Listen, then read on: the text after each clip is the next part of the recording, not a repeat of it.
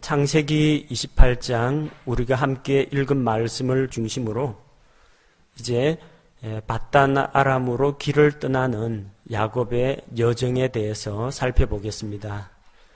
야곱이 왜 자기 아버지와 어머니 집을 떠나서 저 먼 이국 땅으로 가게 되었습니까? 27장에서 그는 아버지를 속이고 엄마와 같이 모의하여 장자의 축복 기도를 가로챘습니다. 자, 이것이 문제가 되어서 이제 자기 형 에서가 야곱을 죽이려고 하니까 이제 형의 손을 피해서 달아나는 겁니다. 리브가가 이삭에게 에서의 결혼을 문제 삼습니다. 이방인 며느리 때문에 우리가 괴로움을 당하는데 여기에 남아있는 야곱마저 이 땅에 있는 가나안 여인과 결혼하면 우리에게 더 이상 인생에 낙이 없다. 자, 이런 호소를 하니까 28장 1절에서 아버지 이삭이 야곱을 불러서 그에게 축복하면서 그를 떠나보냅니다. 아내의 제안을 듣고 야곱에게 너는 이방 여인과 결혼하지 말라고 합니다. 근데 주변에 둘러싸고 있는 사람들이 다 가나안 족속들이에요. 그래서 그를 밧단 아람, 시리아 지방입니다. 메소포타미아 쪽으로 그를 보냅니다. 그곳엔 누가 있느냐? 리브가의 고향입니다. 그리고 리브가의 오라버니가 되는 라반, 야곱에게는 외삼촌이 되겠죠. 외삼촌 라반의 딸들 가운데에서 아내를 얻어오도록 합니다. 이삭은 아들 야곱을 떠나보내면서 축복을 합니다. 그 축복의 내용은 다산하고 번성하여 큰 민족을 이루도록, 곧 아브라함의 복이 이제는 이삭을 거쳐서 야곱에게까지 전달되는 겁니다. 아브라함의 복을 야곱과 그의 씨가 받아서 누리고 또 아직은 이 땅에서 나그네와 순례자의 삶을 살아가지만 장차 약속의 땅 가나안을 상속받게 되기를 그렇게 기원합니다. 그래서 야곱은 밧단 아람으로 가서 부두엘의 아들 라반, 리브가의 오라버니가 되죠. 자기 외삼촌 집으로 가게 됩니다. 옆에서 에서가 이 모습을 가만히 지켜보니까 아버지 어머니가 왜 자기와 자기 아내들에 대해서 못마땅하게 되는지 이제 알아차렸습니다. 에서가 이삭이 야곱에게 축복하는 걸 지켜보니까 너는 가나안의 딸들 중에서는 아내를 취하지 말라.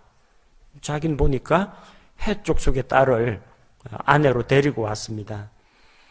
자, 그래서 그것이 이제 아버지를 기쁘게 하지 못하는구나. 또 야곱은 아버지 어머니에게 순종해서 아내를 얻기 위해서 멀리 밧단 아람으로 떠나는 것을 보았습니다.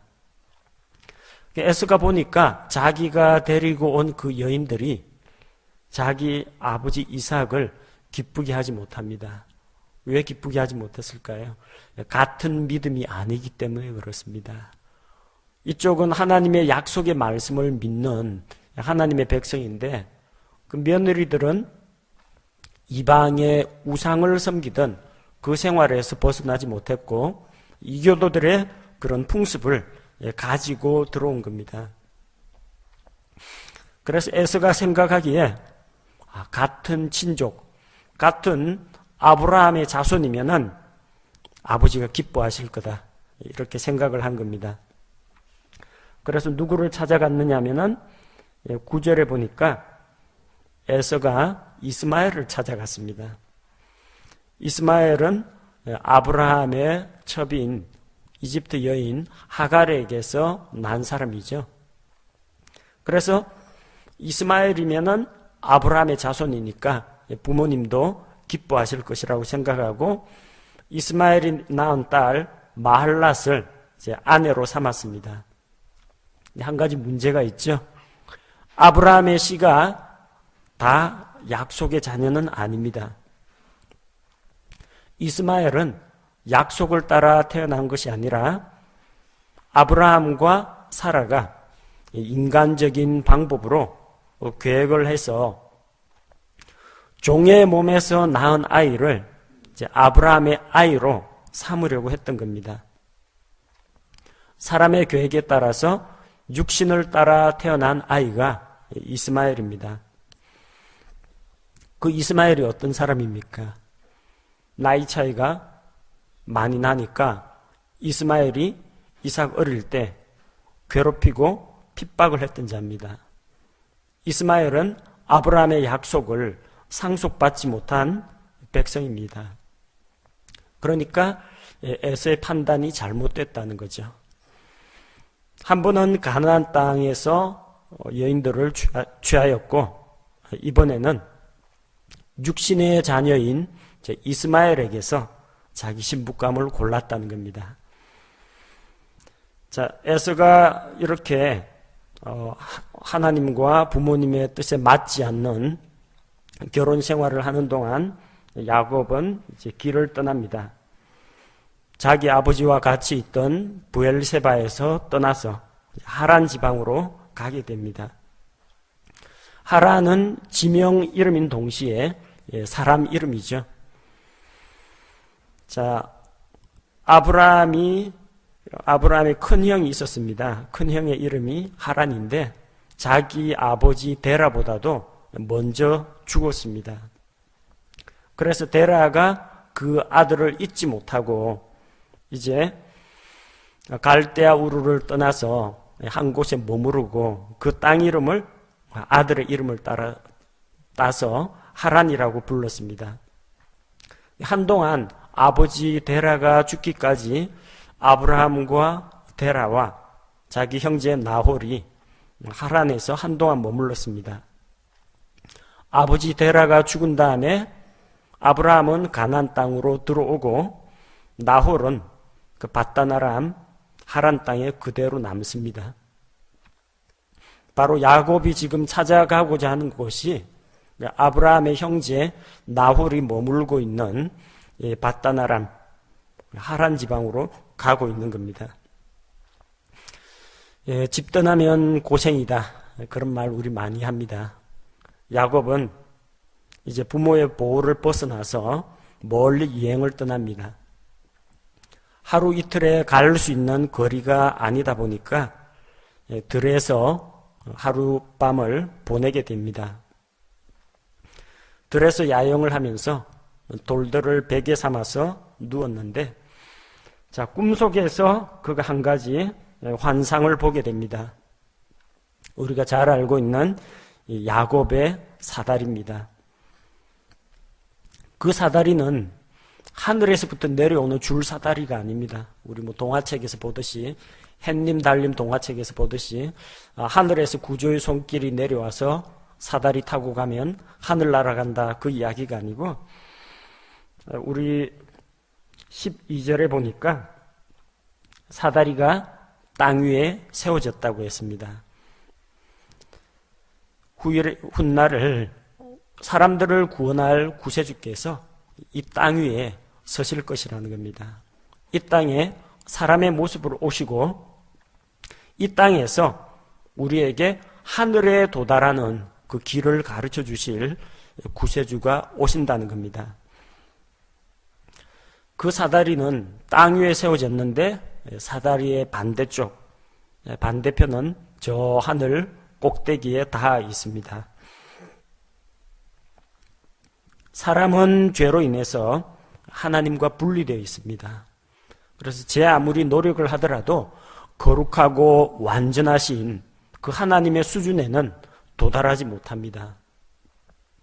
큰 죄를 지었거나 작은 죄를 지었거나 다 죄인이기 때문에 하나님의 영광에 참여하지를 못합니다.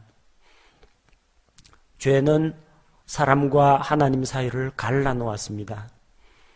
그러나 이제 그 하나님께로 갈 수 있는 한 가지 길이 열린다는 겁니다. 하늘에 도달할 수 있는 사다리가 땅 위에 세워진다는 겁니다. 꿈에 야곱이 눈을 들어 보니까 하나님의 천사들이 그것 위에서 오르락 내리락 하는 것을 볼 수 있었습니다. 천사들이 우리 동화책에 나오는 것처럼 이 날개를 달고 날아다니는 게 아니라 천사는 날개 없습니다. 성경에서 말하는 천사는 날개가 없습니다. 자, 사다리를 중심으로 해서 사다리를 타고 올라가기도 하고 내려가기도 하는 겁니다. 이 장면을 신약 성경 요한복음에서 예수님께서 인용하셨습니다. 예수님께서 나다나엘에게 자기가 하나님께로 가는 사다리라는 것을 말씀하시면서 이 하나님의 천사들이 사람의 아들 예수 그리스도 위에 오르락 내리락 하는 것을 보게 될 것이라고 했습니다. 그 사다리는 안전합니다. 땅에서 하늘까지 다 있기 때문에 아주 멀고 까마득하게 높지만 그 사다리를 믿고 의지하는 동안은 절대 안전합니다. 사다리를 붙잡고 있는 한은 안전합니다. 손 놓으면 떨어집니다. 안전하기 때문에 천사가 시범을 보여주는 겁니다. 오르락 내리락 하는데 아무런 문제가 없습니다. 땅까지 내려올 수도 있고 하나님께 도달할 수도 있습니다. 정말 그 사다리는 안전합니까? 요한복음 14장 6절 말씀과 같이 예수 그리스도께서는 하나님께로 갈 수 있는 유일한 길입니다. 다른 길이 없습니다. 예수님을 통해서만 하나님께로 나아갈 수 있는 길이 열리는 겁니다. 그 예수님을 하나님께서 우리에게 선물로 주셨다는 겁니다. 사다리는 안전하고 그 길은 생명의 길이고 진리의 길입니다. 그런데 단순히 그렇겠지 하고 머릿속으로 생각만 하는 것으로는 부족합니다. 정말 그러하다고 믿는다면 그게 하나님께로 가는 유일한 길이고 구원의 길이라고 믿는다면 누구든지 자기 발로 직접 걸어가야 합니다. 자기 스스로 그 사다리를 믿고 의지하고 올라가야 합니다. 하나님께서 강제적으로 그 사다리로 사람을 끌어와서 강제적으로 이끌어 가지는 않습니다. 하나님의 은혜가 무엇입니까? 사다리를 놓아주신 겁니다. 사람의 책임이 무엇입니까? 믿음으로 그 사다리를 의지하고 하나님께로 나아가는 겁니다. 사다리 맨 위에는 누가 있었습니까? 13절 보니까 주께서 그 위에 서서 이르시되 사다리 꼭대기에 하나님께서 서 계셨다는 겁니다. 따라서 이 사다리를 올라가면 하나님께로 갈 수가 있습니다. 그 하나님은 아브라함의 하나님이요 이삭의 하나님이시고 이제 이 약속의 땅을 야곱과 또 그 씨에게 주시는 하나님이시라는 겁니다. 자, 14절에 보니까 야곱에게 그 축복을 약속하시죠. 내 씨가 땅의 티끌같이 될 것이다. 창세기 15장에서 아브라함에게 약속하실 때는 어떻게 약속하셨어요? 눈을 들어 하늘을 보라. 하늘에 있는 별들을 셀 수 있나 보라.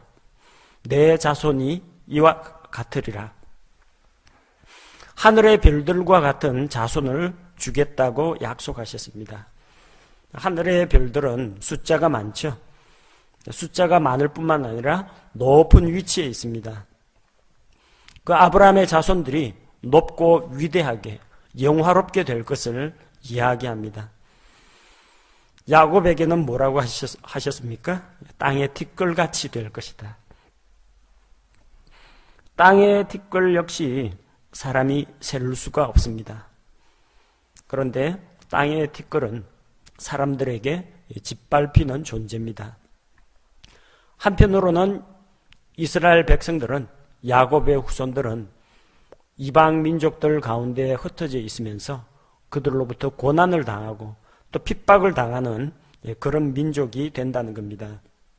하지만 결국 너와 내 씨 안에서 씨라는 단어가 단수로 되어 있습니다. 모든 이스라엘 사람을 이야기하는 게 아니라 씨라고 단수로 된 것은 한 분, 이스라엘의 후손으로 오실 예수 그리스도를 가리킵니다. 그 아브라함의 씨, 야곱의 씨 안에서 땅의 모든 가족들이 복을 받을 것이라고 했습니다. 창세기 22장 3절, 아브라함에게 주신 약속과 마찬가지입니다. 그의 씨 안에서 이 세상에 복을 주는 메시아가 오실 것이 약속이 되어 있습니다. 하나님께서는 야곱에게 앞으로 그의 삶을 인도하시고 보호하겠다고 약속하셨습니다. 내가 너와 함께하며 또한 너를 지키며 너를 다시 데려오며 너를 떠나지 않으리라. 아버지 집을 떠나서 멀리 여행을 하는 낯선 곳으로 가는 야곱에게 하나님의 이런 약속만큼 더 절실한 것은 없을 겁니다. 야곱에게 꼭 필요한 바로 그 약속을 하나님께서 그에게 주셨습니다. 자, 야곱은 이제 잠에서 깨어 일어났습니다. 그리고 주께서 과연 여기에 계시다, 그걸 발견했습니다. 하나님께서 베델의 빈 들판에서 거주하신다는 뜻이 아닙니다. 하나님은 자기 집에 있는 아버지 이삭의 제단에서만 만날 수 있는 분이 아니라는 겁니다. 자기가 집에 있으면은 집에서 하나님과 교제가 가능합니다. 여행길에 하나님께서 그와 함께 하신다는 것을 보았습니다. 낯선 땅 하란으로 가면은 거기에서도 주의 이름을 부르면 주께서 나타나시고 응답하신다는 겁니다. 하나님은 공간의 제약을 받지 않으십니다. 교회 나와서 기도하는 거 좋은 겁니다. 저 반대하지 않습니다.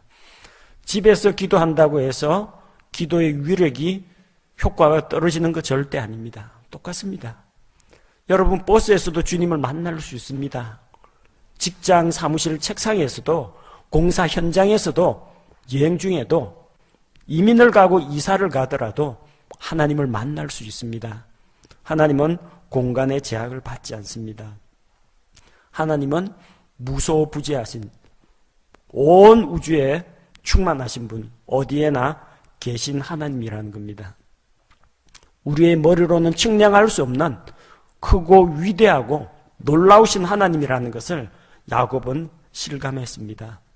그런데 특별히 하나님께서 자기를 만나 주신 그곳을 가리켜서 내가 여기서 하나님을 만났구나.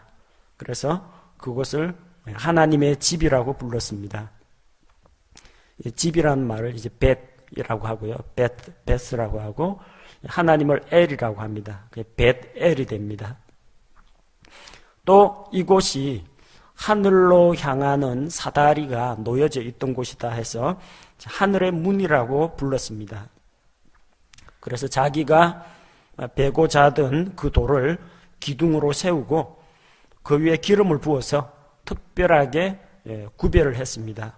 그 장소를 기념하고 거룩하게 구별하면서 그곳의 지명이 원래는 이제 루스라는 곳인데 자기가 그 지명을 벳엘, 하나님의 집, 하나님께서 나와 만나 주신 곳, 그렇게 이름을 붙였습니다. 좋은 이름이죠. 여러분도 이런 장소 하나씩 기억해 두십시오. 내가 처음 예수 그리스도를 구세주로 영접했을 때, 그때 그렇게 마음이 간절하고 뜨거울 때 주님과의 그 첫사랑을 나누던 그때 그 순간을 떠올려 보십시오. 여러분 마음속에 의심이 들고 마음에 불안한 생각이 들고 염려가 음습해 올 때 내가 주님을 만난 처음 그 자리를 기억하시기 바랍니다. 이게 야곱에게 있어서는 잊지 못할 기억이 되었습니다. 하나님께서 이곳에서 나를 만나주시고 밧단 아람에서 외삼촌 라반에게 사기를 당하고 속고 그리고 밤새 뜬 눈으로 지새우면서 양떼를 지키고 추위와 더위를 무릅쓰고 일하고 자기 아내를 위해서, 자식들을 위해서 일할 때마다 하나님께서 나를 베델로 다시 데려오신다. 그 약속을 믿었기 때문에 흔들리지 않을 수가 있었던 것입니다. 그래서 20절 이하에서 야곱은 하나님 앞에서 특별한 서원을 세우게 됩니다. 서원이란 말 들어보셨죠? 하나님 앞에서 자기가 약속, 언약, 맹세 이걸 세운다는 이야기입니다. 아직까지 이 야곱의 신앙은 전심으로 하나님을 의지하는 그런 단계는 아닙니다. 그냥 하나님이 자기가 하나님 편에 서야 한다는 것을 모르고 하나님이 내 편이 되어 주십시오 하는 그런 초보적인 신앙을 가지고 있는 단계입니다. 그가 구하는 내용이 무엇인지 보십시오. 20절에 그의 서원 내용입니다. 하나님께서 만약에 나와 함께 계셔 주시고 내가 가는 이 길에서 나를 지켜주시고 먹을 것을 주시고 입을 것을 주시고, 그가 구하는 내용이 이런 겁니다. 안전보장과 먹을 음식과 입을 옷을 요구합니다. 그리고 21절에 내가 평안히 무사히 내 아버지 집으로 돌아오게 하시면 조건입니다. 하나님께서 내 편이 되어가지고 나를 지켜주시고 쓸 것을 공급해 주시고 내가 무사히 이 땅으로 돌아오게 하시면 조건입니다. 이건 하나님이 해주셔야 되는 겁니다. 그렇게 하면 뭐가 된다고요? 주께서 나의 하나님이 되시고, 여러분 꼭 이렇게 해야만 하나님이 여러분 하나님입니까? 그럼 먹을 것 떨어지면은 그 하나님은 내 하나님이 아닙니까? 내가 재난이나 불행을 당하면은 그 하나님은 내 하나님이 아니라고 여길 겁니까? 조건을 걸었습니다. 이런 거하고 무관하게 하나님은 찬양과 영광을 받으시기에 합당하신 분입니다. 욥의 고백과 같습니다. 하나님께서 나에게 재산을 주시고 아들, 딸을 주시고 양과 낙타와 소를 주실 때만 하나님이고 갑작스러운 재난으로 그걸 잃게 되면 욥의 아내처럼 하나님을 욕하고 죽으라. 하나님하고 관계가 끊어집니까? 아닙니다. 환경이나 내가 처한 상황하고는 아무 관계없이 하나님은 여전히 하나님이십니다. 내가 여전히 그 하나님을 나의 하나님으로 부를 수 있어야 한다는 겁니다. 야곱은 아직까지는 조건을 걸었습니다. 주께서 그렇게 되면 내가 주님을 나의 하나님으로 삼고 나의 하나님으로 인정한다는 겁니다. 또한 내가 기둥으로 세운 이 돌이 하나님의 집이 될 것이라고 했습니다. 그리고 특별한 약속을 하죠. 하나님께서 내게 주실 모든 것에서 10분의 1을 내가 반드시 하나님께 드리겠습니다. 11조 내는데 조건이 딸립니다. 어떤 조건이요?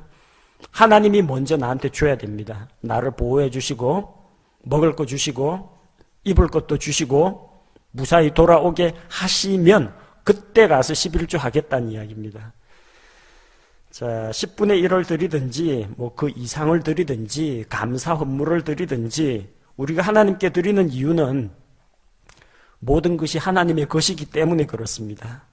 주께서 이것을 주의 소유인데 나에게 은혜로 주셨기 때문에 감사하는 마음으로 믿음의 표시로 11조를 드리는 거지, 하나님이 내 편이 되어주시고 나를 지켜 보호하시면 11조를 드리겠다는 건, 그럼 만약에 자기가 손해를 당한다거나 사업이 잘 안 되거나 신체 질병이 찾아오거나 어려움이 찾아오면은 안 드릴 수도 있다는 이야기입니다. 이렇게 해주시면 11조 드리고요. 그걸 안 해주시면은 안 드리고, 이 조건부로 드리는 그런 예물이 아닙니다.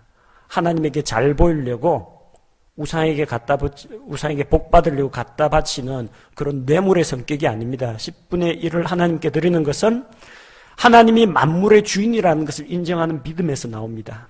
하나님이 그것을 나에게 은혜로 주셨기 때문에 감사함으로 드리는 것이지 복을 받기 위한 뇌물도 아니고 하나님 그동안 수고하셨습니다 하고 혜택에 대한 보상금도 아닙니다. 아직까지는 야곱의 신앙이 이런 조건부 신앙으로 머물러 있다는 겁니다. 나중에 신앙이 성숙하면 변화가 찾아오겠죠. 다니엘의 세 친구처럼 만약 왕이 우리를 용광로 불 속에 던져버리면, 우상숭배 안 한다고 던져버리면 하나님께서 우리를 구조하실 겁니다. 그러나 하나님이 우리를 구조하지 않으신다고 할지라도, 그런다고 할지라도, 그리 아니하실지라도 우리는 하나님께 대한 믿음을 포기하지 않겠습니다. 예, 그리 아니하실지라도 그런 신앙이 진짜 하나님을 향한 신앙입니다. 하나님이 이거 해주면 믿고 받아들이고, 나에게 손해가 오거나 어려움이 닥치면 하나님을 하나님으로 인정 못하겠다. 자, 그런 자세가 되면은 곤란하다는 겁니다. 물론 이후에 야곱이 11조를 드렸다는 성경 기록은 한 구절도 안 나옵니다. 만약에 그가 드렸다면 신앙이 성숙해감에 따라서 순수하게 하나님께 감사와 찬양의 의미로 드렸을 겁니다. 만약 그가 드리지 않았다라면 하나님의 축복은 돈으로 살 수 없구나, 그런 걸 깨달았을 겁니다. 그래서 자기가 서원은 그렇게 했지만 아마도 조건부 11조는 안 드렸을 것 같습니다. 범사의 10분의 1이나 아마 그 이상을 하나님께 드리고 그분께 감사하는 그런 생활을 했으리라고 우리가 생각해 볼 수가 있습니다. 왜냐하면 갈수록 야곱의 모난 부분이 깎이고 꼭 간사하고 뺀질거리고 간교하게 사기치는 그런 사람이 점점 하나님 앞에서 낮아지고 겸손하는 것을 볼 수가 있거든요. 에서와 이제 맞닥뜨릴 때 한쪽 다리 이거 쩔뚝거리면서 못 쓰게 됐을 때, 이제 뭐 오도 가도 못하니까 믿는 구석은 하나님밖에 없는 거죠. 전심으로 의지하고, 요셉의 초청으로 이집트에 내려갔을 때 파라오 앞에서 그의 신앙 고백을 들어보면은 정말 파란만장한 삶을 살면서 삶의 매 순간 가운데에서 하나님을 경험한 사람이구나, 우리가 그걸 알 수가 있습니다. 자, 야곱과 같은 사람도 결국은 깎이고 변화되어 갑니다. 이 야곱의 서원을 본받아가지고 하나님하고 조건부로 약속 걸지 마십시오. 하나님 이거 해주시면은 저도 뭐 이거 드리고, 이거 안 해주시면은 저도 안 할 겁니다. 그런 식으로 약속 걸지 마시고, 하나님은 언제나 하나님이십니다. 우리에게 뭐 좋은 거 주시거나 때로는 고난을 주실지라도 우리의 아버지시고 하나님이십니다. 그렇다면 하나님하고 우리와의 관계도 내가 건강할 때나 내가 병들었을 때나 내 사업이 잘 될 때나 망할 때나 내게 슬픔이 올 때나 기쁨이 올 때나 그 관계는 일정해야 한다는 겁니다. 야곱은 그 베델을 하나님의 집이라고 불렀습니다. 내가 주님을 직접 개인적으로 만난 곳입니다. 아버지 이삭을 통해서 만난 게 아니라 내가 직접 주님을 대면하여 개인적으로 인격적으로 만난 곳입니다. 그런 의미에서 베델로 불렀는데, 야곱의 후손들은 어떠한 일을 저질렀습니까? 나중에 솔로몬의 아들 르호보암 때 이스라엘 왕국이 북이스라엘과 남유다로 갈라지게 되죠. 북이스라엘에서 지도자 여로보암이 단과 베델에 금송아지 우상을 만들어서 하나는 단에 하나는 베델에 두고 금송아지에게 경배하고 예물을 바쳤습니다. 참 안타까운 일입니다. 야곱은 이곳을 하나님의 집이라고 선포했는데 우상의 집으로 전락하고 말았다는 겁니다. 그래서 참 현재 우리가 가지고 있는 이런 신앙이 어떤 유전 물질에 의해 가지고 자손까지 미치지 못한다는 것을 기억해야 합니다.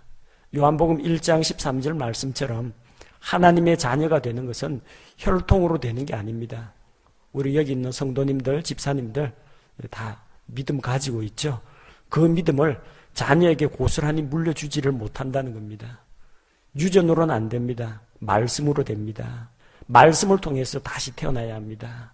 말씀을 통해서 복음을 깨닫고 성령님의 도우심을 힘입어서 하나님의 자녀로 각 사람이 다시 태어나야 합니다.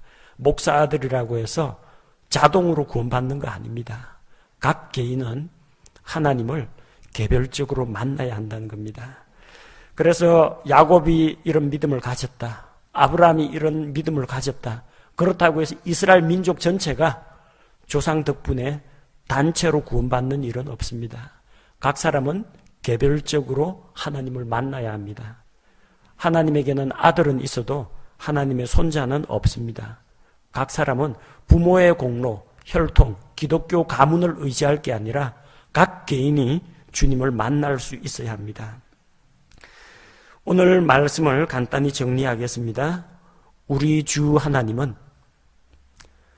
이삭의 제단에도 계시고 야곱의 여정에도 계시고 야곱이 간 밧단 아람 땅에도 계십니다. 하나님은 무소부재하십니다.